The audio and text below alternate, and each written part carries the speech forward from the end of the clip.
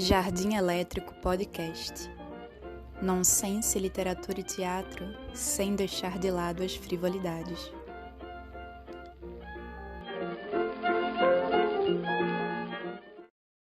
Giordano Castro é ator e dramaturgo.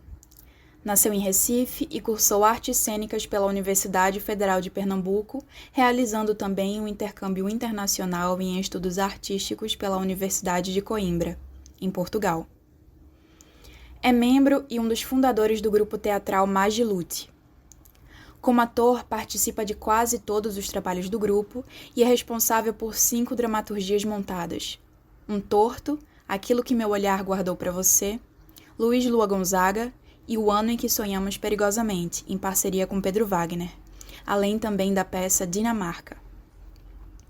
Desenvolveu as 3 dramaturgias para os experimentos sensoriais em confinamento, Tudo que Coube no VHS, Todas as Histórias Possíveis e Virá. No audiovisual esteve em Tatuagem e Chão de Estrelas, de Hilton Lacerda, Tungstênio, de Heitor Dália, e na série 13 Dias Longe do Sol, além também da super série Onde Nascem os Fortes. Confira a conversa com ele a seguir.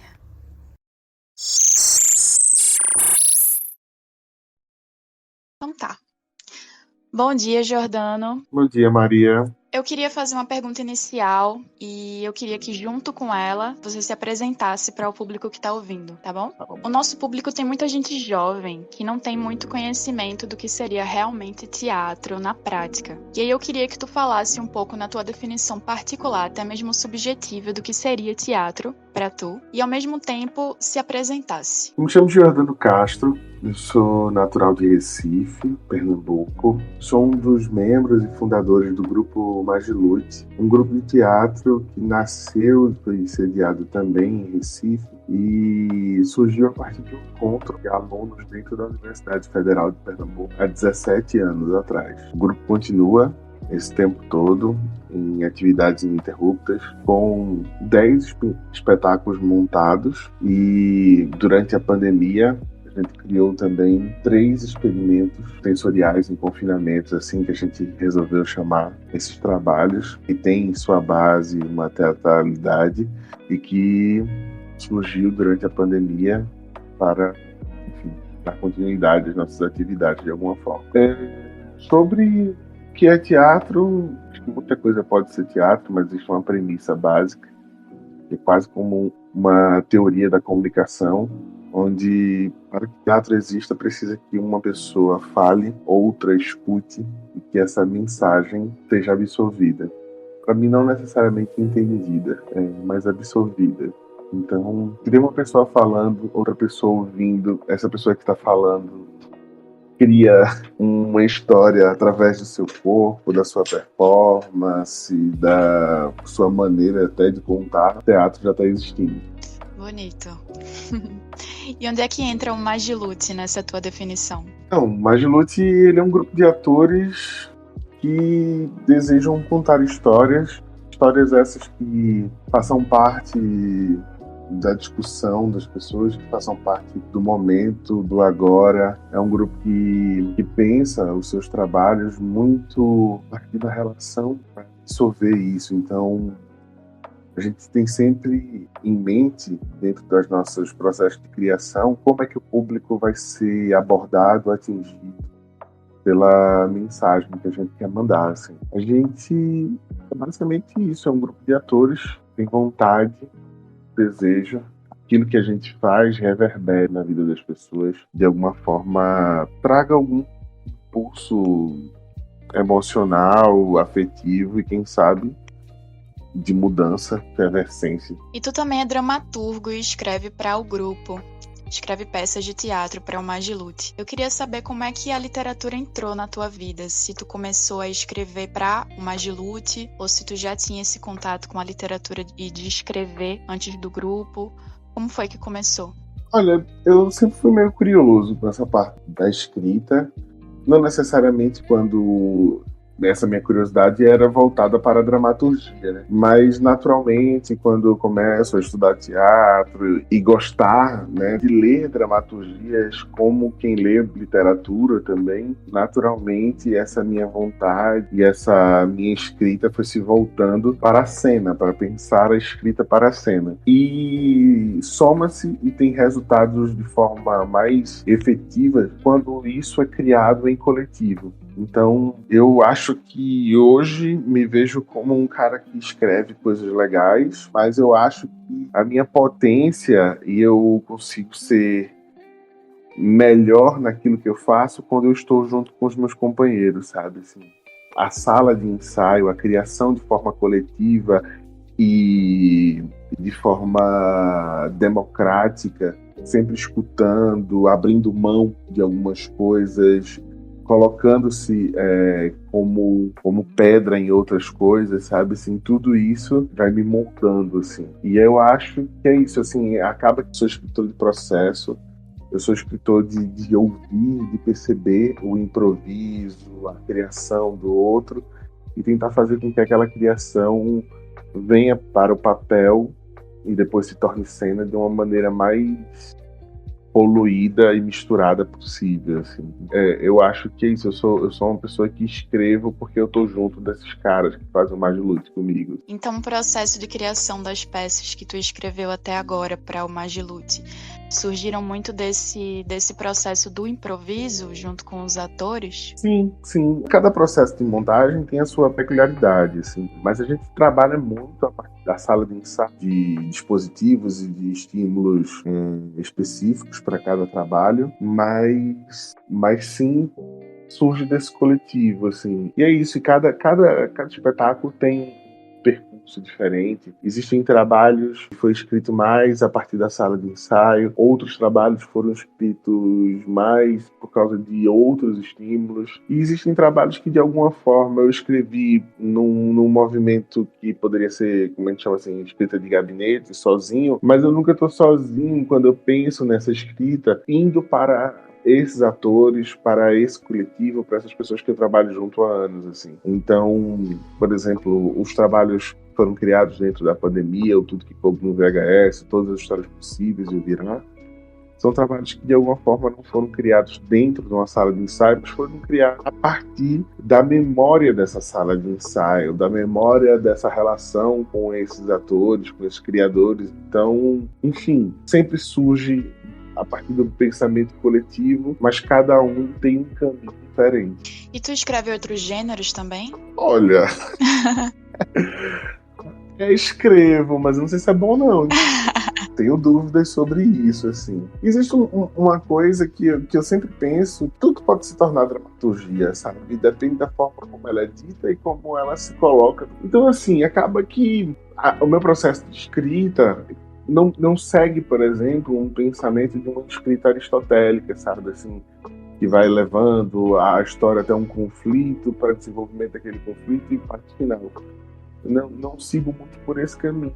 E acaba que as coisas que eu escrevo, mesmo não pensando que isso se torne uma dramaturgia, no fim das contas eu acabo sugando essas coisas que eu escrevo e para um texto, para alguma coisa, para alguma ideia de peça, assim. Mas tem coisas sim que eu escrevo sem ser com o objetivo que isso vire cena, às vezes fica guardada mesmo, assim. Eu sou uma pessoa tímida. E aí eu tem coisas que eu nem mostro para todo mundo, assim, às vezes, sei lá, quando tá pintando alguma conversa, alguma coisa, eu faço, eu tenho uma coisa que eu escrevi sobre isso. Sabe o que você quer ver? Mas não é uma coisa... Eu não sou uma pessoa, por exemplo, que fica postando meus textos ou lendo os meus textos, enfim, eles não estão... Meus textos não vivem dentro das minhas redes sociais. As minhas redes sociais, por exemplo, tá só eu. Minha família, meus amigos, minhas festas, o que eu gosto de beber, o que eu gosto de curtir, sabe? Assim, às vezes eu acho que eu poderia estar usando minha rede social mais para falar do meu trabalho, mas eu tenho um pouco de vergonha.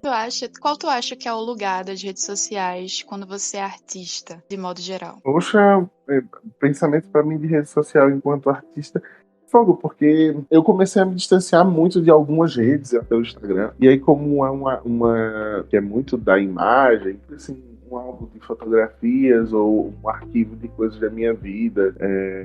Mas eu acho que sim, ela tem uma potencialidade para um caminho artístico. Eu acho que muito depois desse movimento que a gente está vivendo agora, parece o final da pandemia, né? Nunca se sabe. Mas eu acho que todos nós, artistas que de alguma forma entendemos o uso melhor dessas plataformas, eu acho que isso tudo vai se tornar um lugar quase de pós-trabalho, assim, de relação com o que a gente está vivendo. Com o Magilute, a gente sempre teve uma relação muito boa com as redes sociais, o público acompanha bastante, e eu acho que é um lugar massa, assim, de você estabelecer esse contato, essa conexão com o público que lhe acompanha, assim. É uma extensão do seu trabalho, sabe? É uma forma de você consolidar vínculos. Então, acho que enfim, tem os seus pontos positivos, sabe? E eu acho que é legal quando se entende isso e se sabe usar. Eu não vejo tanto problema. Não sou uma pessoa que eu condeno muito as redes sociais. Entendo, tipo, a parte complicada, enfim, obscura dela. Mas tá aí e não tem como tapar esse sol com a peneira. Qualquer coisa, por exemplo, que a gente vai usar, que a gente vai entrar, pergunta se você quer logar o seu Facebook, você, enfim, por uma questão de praticidade, você faz, loga essa aí, enfim, isso faz parte da gente, não tem como. Tudo tem que saber dosar, né? Porque tudo pode virar veneno. Exato. E aí tu falou sobre essa relação das redes sociais com o teatro também, né, nessa tua fala, e citou os experimentos sensoriais em confinamento, que foi as peças que aconteceram durante a pandemia, que aí misturaram essa questão do WhatsApp com Instagram, com YouTube, com várias redes juntas, né? Tu poderia falar um pouco de como surgiu essa ideia? Então, esses trabalhos, eles surgem a partir do desespero.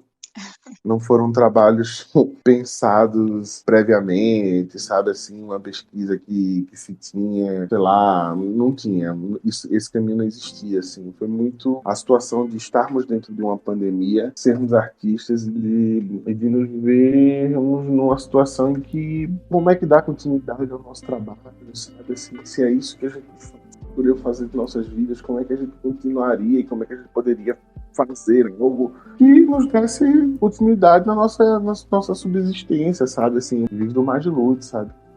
Então, é lá que a gente tem que tirar o nosso ganha-pão, enfim. Então foram trabalhos que surgiram nessa busca por sobrevivência mesmo. Acontece que, para esses trabalhos existirem, a gente foi por um caminho ou outro, assim. Eu, por exemplo, sou uma pessoa que eu morro de medo de tecnologia. Acho que vai dar errado tudo, assim. Eu morro de medo de projetor, enfim. Pra mim, as coisas têm que ser muito seguras, assim. Eu fico pensando assim, caramba, é muito mais difícil um ator da Tilt do que um cabo da Tilt. E aí, no VHS, ele tinha duas premissas, assim, quando eu comecei a pensar em fazer. Isso é um trabalho de fácil execução, ele segura, com a segurança para que ela acontecesse, sabe? Que eu não dependesse, por exemplo, da internet, algo que a internet, assim, né? Obviamente da internet, mas essa internet que a gente tem, né? Que falha, que cai, que é ruim. Então, e outra coisa era que levasse em consideração a forma como a gente vem se comunicando hoje em dia, sabe? E aí volta para a primeira questão que eu falei sobre o Magilute e a relação com o público. Assim, a gente sempre procura a maneira de falar, tem que falar, de que eles nos entendam, sabe? Seja algo hermético, que distancie. Então, esse trabalho tinha que ser isso, ele tinha que levar em consideração essas ferramentas e esses aplicativos, essas plataformas que a gente usa, sabe? A gente usa muito facilmente o WhatsApp, de forma muito orgânica, o Instagram e etc. Então o trabalho foi pensado nisso, nesse lugar de segurança, nesse lugar de acessibilidade e facilidade. Após isso, a parte artística era só essa conta uma história de uma relação entre duas pessoas, e que essa relação, assim como todas as relações, tem altos e baixos, em momentos que, de alguma forma, geram uma identificação com o público, se você for uma pessoa que se relaciona.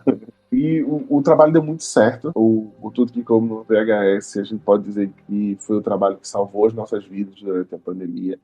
E que com ele trouxe os dois outros trabalhos, que chamam uma trilogia. Isso.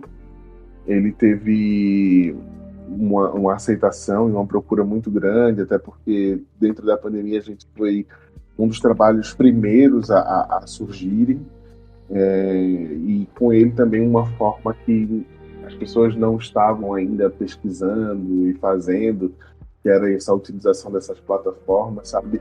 Um trabalho que fugia da relação de streaming ou de vídeo, da relação de assistir uma tela, era um outro lugar, com áudio, imagens, fazendo que o público tivesse uma outra percepção dessa obra, assim. E eu acho que a soma de tudo isso fez com que o trabalho tivesse um sucesso, assim, tivesse sido premiado.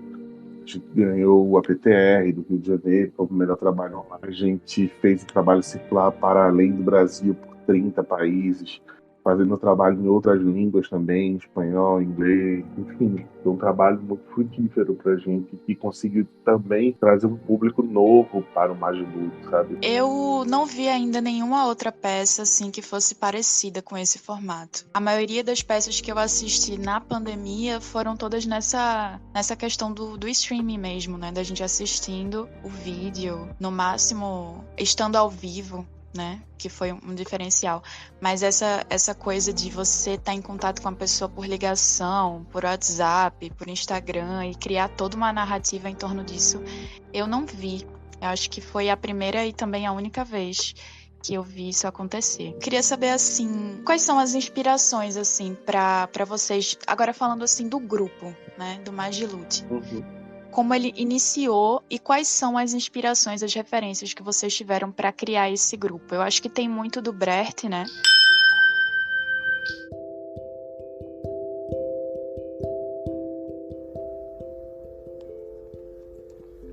Bertolt Brecht foi um dramaturgo, teórico e poeta alemão que revolucionou a dramaturgia do século XX.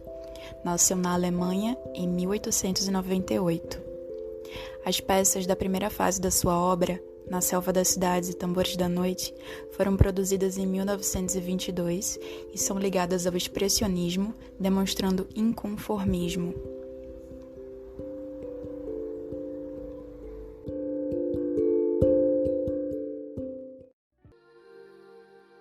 Acho que é uma coisa que é bem nítida, mas, de modo geral, até esse experimento que vocês acabaram criando um pouco no desespero, como tu falou, esse liquidificador tudo, o que é que tu poderia trazer? Mas as referências, elas são bem flutuantes, assim. A gente tem momentos em que a gente está mais se relacionando com o cinema, momentos que a gente está se relacionando mais com o teatro.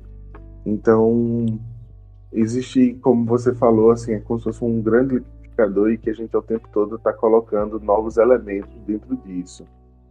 Obviamente que dentro dessa trajetória a gente não consegue apagar e esquecer coisas que a gente pesquisou, que a gente criou em outro momento. Então, hoje, eu penso que Giordano, em relação ao Giordano de 17 anos atrás do grupo, ele é uma pessoa com muito mais referências e com muito mais respaldo artístico do que eu era, obviamente, no começo. É assim, né, que a gente evolui, é assim que a gente cresce. E assim como é dentro de cada um dos integrantes, o pensamento fazer o entendimento de uma linguagem, algo que não surge assim, né, quando você cria um grupo, assim, você vai se entender. No entanto, eu acho que tem uma premissa básica desde o começo do grupo, é que a gente sempre pensou em ser um grupo de teatro. E aí esse grupo de teatro, obviamente, a gente se espelha e se apega a outros exemplos, assim. Então, grupos que obviamente a gente se inspirar quando surge foi o Oficina, sabe? O Galpão sempre. O Galpão, ele é um papa do teatro no Brasil, sabe, assim, é um grupo de teatro que dois, né, que existem outros grupos tão longínquos quanto ele, mas eles é um grupo talvez que consegue mostrar para todos nós que fazemos teatro que é possível você estruturar um grupo de teatro e fazer com que ele se torne uma, uma empresa, não tem como não dizer que é isso, uma empresa de sucesso, sabe, assim. O Galpão é isso. Outros grupos também funcionam dessa forma, sabe? Por causa o É Nós Aqui Outra Vez, o próprio Oficina, como eu citei, enfim, uma galera, né, que que pra gente era referência. Logo depois desses encenadores de peças, sabe? As peças da Cibele Forjado, peças da Companhia dos Atores do Rio de Janeiro, enfim, do Kiki, dessa galera, a gente achava muito interessante. Pesquisas e vontades pagas as nossas, sabe? E aí a gente começa a esbarrar com 19 daqui de São Paulo, com o Espanca de Minas Gerais, a Companhia Brasileira de Curitiba, temos de Shakespeare de Natal, o Sertão Teatro da Paraíba, o Alfim da Paraíba, enfim, grupos que são da mesma época, assim, um pouco mais velho, talvez um pouco mais novo, 4, 5, enfim. Toda essa galera que são grupos parceiros, amigos, que estão também fazendo trabalho, pesquisando coisas que pra gente era muito interessante, sabe? Então a gente começa a viver esse diálogo. E aí soma-se a isso outras coisas que o Mais de Luto tem como referências, sabe? As obras de cinema, a gente assiste cinema é uma referência muito grande pra gente. Trabalhos de arte plástica, trabalhos de dança, referências enquanto trabalho de design, sabe, assim, de moda, enfim, tudo isso vai virando um momento pra gente, e aí você vai vendo que a gente tá pendendo mais para um lado do que para o outro. Mas o que você fala na sua pergunta é fato, assim, existem, obviamente, parte da teoria teatral em que a gente se apega, a gente gosta muito de um movimento de teatro épico, mas seria pouco dizer que a gente vai só por esse caminho, sabe? Assim, é uma das linguagens, e aí talvez seja isso em que o Lerman consegue organizar dentro do teatro pós-dramático, e o teatro pós-dramático, para ele, uma das coisas que ele fala, está muito mais ligado à forma, e é essa forma que traz dentro de si quase que todas as formas juntos, assim. Então vai se misturando, todo mundo tem feito isso, e não é uma novidade. O Mangue Pit, muito antes da gente, estava misturando, e é o que é, e foi o que foi, trouxe tantos frutos para Recife, coisas que a gente vem colhendo até hoje, por exemplo. Com certeza. E tu falou agora de muito dessas referências do cinema, e aí eu queria saber se há planos de trazer para o cinema também essas criações do Mais de Luto. Muito. Muito. Acho que a gente tem se tornado mais ousado nisso, e talvez um pouco mais de segurança, porque, enfim, às vezes parecia uma coisa muito distante, né? Mas sempre pensava de fazer cinema, estava nas dificuldades, é caro, é difícil e tal. Mas hoje as coisas estão se mostrando de uma maneira mais possível, sabe? Assim, mais democráticas. Então, não sei, eu acho essa vontade é muito grande. Como é que a gente vai fazer, eu não sei. Mas E já tem previsão de projetos futuros, não? já. A gente está com 2 projetos para o próximo ano. É um projeto que foi um projeto que ele foi interrompido, né, por causa da pandemia, que era o estudo número 1, Morte e Vida, que é em cima da obra de João Cabral de Melo Neto, Morte Severina, pensar esse homem que deixa o seu lugar, que sai do seu lugar em busca de um outro lugar, e por que ele deixa esse lugar, quais são as razões, por que isso acontece, quem é que o expulsa desse lugar, enfim, tudo isso misturado com a palavra, a poesia da pedra. O trabalho que estava com data de estreia para maio de 2020, mas enfim, a pandemia veio e suspendeu tudo. E durante a pandemia também a gente foi liberado um projeto que a gente tinha colocado no Cultura, que era um projeto em cima da obra do Miró da Muribeca, que saiu, e aí a gente começou essa pesquisa já dentro da pandemia, e é um trabalho também que é para o começo do ano que vem, e talvez ele siga linhas parecidas com o estudo número 1, tanto que a gente tem começado a achar que o Miró é o estudo número 2, mas é um processo ainda que está continuando, mas também por parte disso, por parte da obra de um poeta, por falar também desse homem, nesse caso agora, esse homem que é expulso do centro e colocado dentro de periferias, e como a periferia e o centro fala com esse homem, enfim. São caminhos de pesquisas que se encontram de alguma forma, e são 2 projetos que a gente está pensando já para o começo do próximo ano. Mas e tu, nas tuas escritas? Nos teus escritos, tem planos aí para mais uma dramaturgia, um livro? Jesus, sei não, mulher. Eu não sei, eu eu confesso que a pandemia me deu um momento de segurar um pouco essa ideia de ficar fazendo planejamentos, assim. Uhum. Tô meio deixando as coisas acontecerem. A gente levou um banho de água fria muito grande, que foi o Casarão, um espaço que a gente inaugurou e teve que fechar, porque a pandemia não possibilitou que aquele sonho desse continuidade, enfim, foi algo que a gente teve que voltar na gaveta de novo. E aí, isso tudo me fez ter um pouco mais de calma. Às vezes, enfim, tô mais calmo agora. Chegou o Gabo também, o Pirralha demanda um tempo para ele muito legal também ter esse momento. Então eu tô curtindo essas partes. Tá no momento mais família, né? É, E tu falou agora dos impactos da pandemia na tua vida, né, pessoal. E agora fazendo uma pergunta um pouco mais geral, agora que a gente tá nesse momento de, assim, né, perspectiva de fim de uma pandemia, mas ao mesmo tempo ninguém sabe. Eu acho que a gente poderia ter uma resposta um pouco, né? Eu queria saber de tu. Qual tu acha que foram os efeitos dessa pandemia no teatro de Pernambuco? olha, eu acho que são dois efeitos, assim. Um primeiro, que é um efeito devastador mesmo, assim. A gente vive não só em Recife, mas a gente tem que colocar de maneira geral no Brasil, assim, um governo absolutamente irresponsável e, enfim, não tem nem como dizer que eles são insensíveis à cultura, porque isso é uma coisa que eu acho que nem passa por eles. Faz uma psicopatia em relação à cultura. E a gente vem colhendo esses frutos negativos disso. Em Recife, a gente soma-se a isso uma parca política cultural, sabe? Não foi só o Majute que teve que fechar o seu espaço, outras companhias viveram essa realidade, além de também enfraquecer todo um projeto de construção, sabe? Assim, é difícil você manter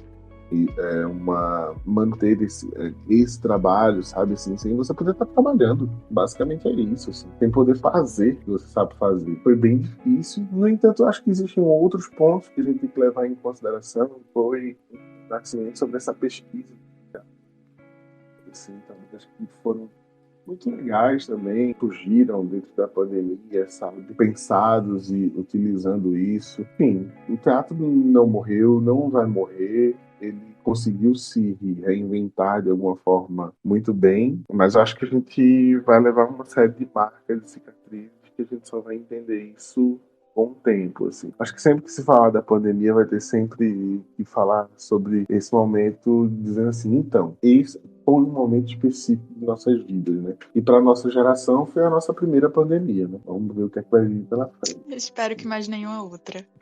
E diante desse cenário agora que tu descreveu, o que é que tu diria para as pessoas que estão estudando agora teatro, estão querendo começar, estão com vontade de criar grupos e procurar edital e fazer acontecer? O que é que tu diria para essas pessoas? Façam, é possível, de verdade, de verdade. Tipo, sejam ousados e verticais nas suas pesquisas, não deixem de fazer, sabe? Tipo, criem esse projeto para vocês. Isso é um projeto de vida, não é uma coisa que surge assim de maneira pequena. É um projeto grande e acreditem que vocês são capazes de abraçar esse projeto. Eu tenho muita fé e muita crença que tá vindo uma galera nova muito boa e que muita coisa legal vai surgir, assim, desse pensamento. E é importantíssimo, assim, dar uma reanimada nisso, provocar essas estruturas. Então, velho, faça. Não deixem de fazer. Certeza. E o Casarão Magilute agora vai voltar, acredito. Não, o Casarão Majulute fechou mesmo. A gente fechou. Não deu para se manter pós-pandemia. Mas Lute continua.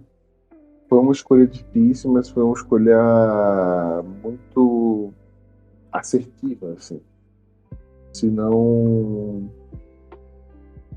seria perigoso manter o grupo se a gente tivesse mantendo o Casarão. Então o Casarão fechou, o grupo continua e a gente volta a trabalhar como a gente sempre trabalhou, fazendo temporadas na cidade, circulando o nosso trabalho, foi assim. Que ótimo, não vejo a hora de assistir pessoalmente no teatro vocês novamente. Vai rolar sim. E vai ser massa. Jordana, eu queria muito te agradecer essa conversa e eu queria te pedir para indicar um livro. Uau!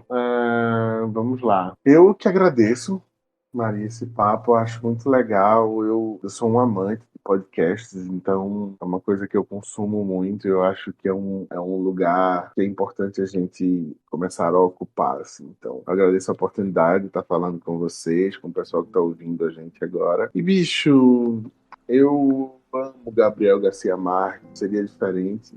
Meu filho se chama Gabo. Referências. Velho, eu gosto muito de 100 Anos de Solidão.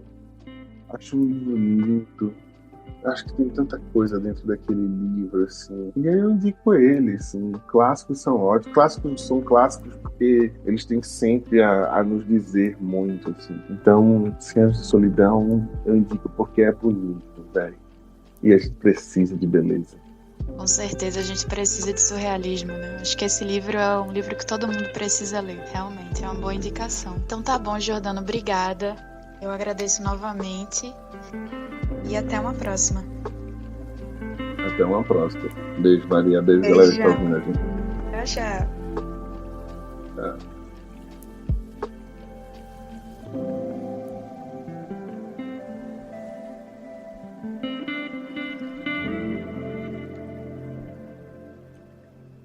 Jardim Elétrico Podcast conta com a edição de áudio da Alma Gesto Produtora.